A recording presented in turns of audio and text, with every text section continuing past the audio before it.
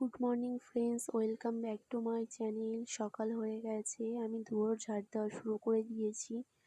আজ আমাদের বাড়িতে পুজো হবে, তারপরে আমি শাবল দিয়ে মাটি খোঁড়াখুড়ি শুরু করে দিয়েছি। আমি কিন্তু পাগল হয়ে যাইনি, এখানে উনুন তৈরি করা হবে। আর এই দেখো, আমার উনুন অনেকটা কমপ্লিট হয়ে গেছে।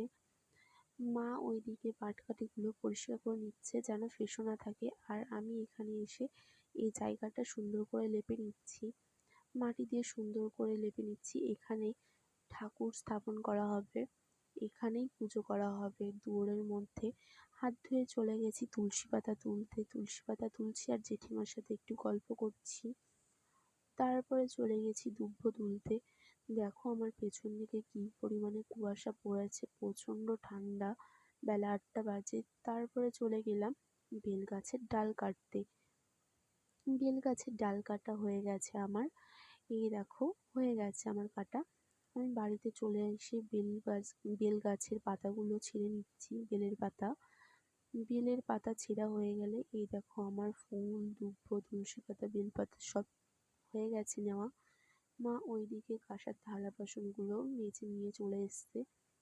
আমি কুলোতে করে আতপ চাল বাছতে বসে পড়েছি, মানে এর মধ্যে যে দু একটা ধান আছে সেগুলো বেছে পরিষ্কার করে নিচ্ছি। গোসাই ঠাকুমা চলে এসছে ভোগ রান্না করতে। কড়াইতে দুধ দেওয়া হয়ে গেছে, মা আতপ চাল দিয়ে দিচ্ছে। আর হ্যাঁ, এর মধ্যে চিনি দেয় না, এটা চিনি ছাড়া রান্না করে। এই টাইমে দুধ পাওয়া যায় না, দুধ খুব অল্প পাওয়া যায়। মা কুশের মধ্যে ফুল আর আম পাতার পলক দিয়ে দিচ্ছে, আর এখানে আমল দুধ দিয়ে দিচ্ছে।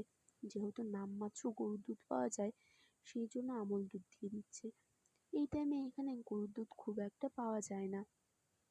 আমার মায়ের দুধ দেওয়া হয়ে গেছে। দুধ দেওয়া হয়ে গেলে এই মাটির তৈরি ঠাকুরগুলোর মধ্যে সিঁদুরে ফোঁটা দিয়ে দিচ্ছে। এটা সবাই সবার বাড়িতে তৈরি করে নেয়, এটা বাইরে থেকে কিনে নিয়ে আসতে হয় না। তারপরে আমার মা এই ঘটির মধ্যে, জল ঘটির মধ্যে ঠাকুরের ছবিটা তৈরি করে নেবে। আর এই ঠাকুরটাকে বাস্তি ঠাকুর বলা হয়, মানে যে পৌষ মাসের লাস্টের দিকে সেই দিনটাতে পুজো হয়। অনেকে আবার ফাল্গুন মাসে করে। হয়ে গেলে এই যে ব্রাহ্মণ চলে এসছে, পুজো করা শুরু করে দিয়েছে, ভোগ নিবেদন করা হয়ে গেছে। এই যে পেছন দিকে এখানে পান আর সুপারি দিয়ে দিচ্ছে ঠাকুরের জন্য। এই যে আমাদের পুজো কমপ্লিট হয়ে গেছে, এটা 3 দিন থাকবে এভাবে। আমি প্রসাদ খেতে বসে পড়েছি। কার কার ভালো লাগলো কমেন্ট করে জানিও এবং লাইক